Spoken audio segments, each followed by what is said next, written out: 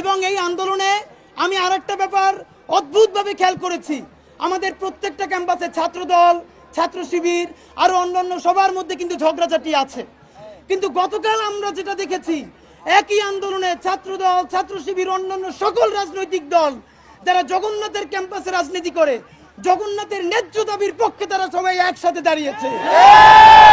আপনাদেরকে বলবো, ছাত্রদল হন, ছাত্র শিবির হন, বাকশাস হন, খেলাফত মজলিস বা যেই দলের হন, ইসলামী ছাত্র আন্দোলনের হন, আপনাদের ন্যায্য দাবি আদায় না হওয়া পর্যন্ত নিজেদের মধ্যে কাউকে বিভেদ তৈরি করতে দিবেন না। বন্ধুরা আমার, আপনাদেরকে একটা কথা বিনীতভাবে বলতে চাই, আপনারা আমাকে কাইন্ডলি একটা কথা শুনেন।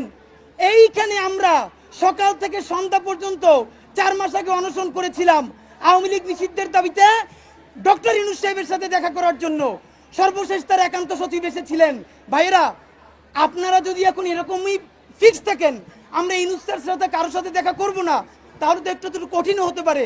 আমরা একটা কথা পরামর্শ জানাই, যতক্ষণ না পর্যন্ত জগন্নাথের হলের ব্যবস্থা হবে ততক্ষণ পর্যন্ত প্রয়োজনে ওই পরিমাণ বিল্ডিং ভাড়া নিয়ে আমাদের ভাইদের অ্যাকোমোডেশনের ব্যবস্থা করতে হবে।